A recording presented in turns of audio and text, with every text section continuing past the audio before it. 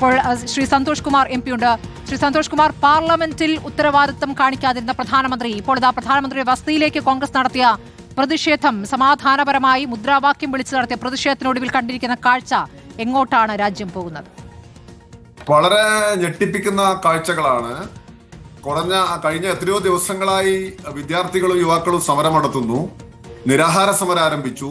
ഞങ്ങൾ ഈ സമരത്തിന്റെ തുടക്കത്തിൽ തന്നെ അതിനോട് ഐക്യദാർഢ്യം പ്രഖ്യാപിച്ചവരാണ്. കാരണം CJP എന്ന് പറയുന്നത് നമുക്ക് പൂർണ്ണമായും വിലയിരുത്താൻ കഴിയാത്തൊരു പുതിയ ഔട്ട്ഫിറ്റ് ഒക്കെ ആണെങ്കിലും അവരുന്നയിച്ച ആവശ്യവും ഞങ്ങളുടെ ആവശ്യവും ഒക്കെ ഒന്നായതുകൊണ്ടും അത് വലിയൊരു സോഷ്യൽ മീഡിയയിലൂടെ ഉണ്ടാകുമെങ്കിലും ഒരു ഹ്യൂജ് ഗ്യാതറിങ്ങിന് കാരണമായി.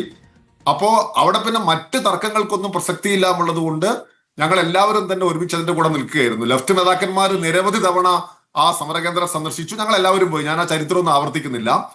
പിന്നീട് പാർലമെന്റ് സമ്മേളനം തുടങ്ങിയപ്പോൾ പാർലമെന്റ് സമ്മേളനത്തിനകത്ത് ഈ കാര്യം ആണ് ഏറ്റവും നന്നായി ഉന്നയിക്കേണ്ടത് എന്ന് ഞങ്ങൾ വാശി പിടിക്കുകയും ചെയ്തു. കാരണം രാം മന്ദിർ തട്ടിപ്പ് ഉൾപ്പെടെയുള്ള നിരവധി പ്രശ്നങ്ങളുണ്ട്. പക്ഷേ ഇതാണ് ഹൈലൈറ്റ് ചെയ്യേണ്ടത് എന്ന് പറഞ്ഞു. ഇന്നലെ അതിന്റെ പേരിൽ സഭാ നടപടികൾ മുന്നോട്ട് പോകാൻ സാധിച്ചില്ല.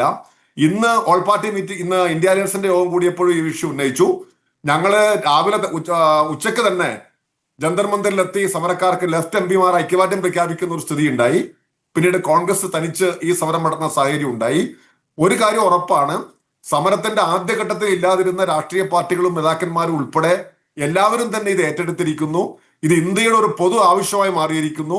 ധർമ്മേന്ദ്ര പ്രധാൻ എന്ന് പറയുന്ന ഒരു RSSകാരനായിരിക്കുന്ന മന്ത്രി ഇതിന്റെ ധാർമ്മിക ഉത്തരവാദിത്വം എടുത്തുകൊണ്ട്, അല്ലെങ്കിൽ ധാർമ്മിക ഉത്തരവാദിത്വം എടുത്തുകൊണ്ട് ഒന്ന് രാജിവെച്ചൊഴിയുക എന്ന് പറയുന്ന ഒരു മിനിമം ആവശ്യമാണ് മുന്നോട്ട് വെച്ചത്. നിങ്ങൾക്ക് അറിയുന്നത് പോലെ 24-ലും 25-ലും സമാനമായ ചോർച്ചയുണ്ടായി. 6 NTA എക്സാമിനേഷൻസ് ചോർന്നു.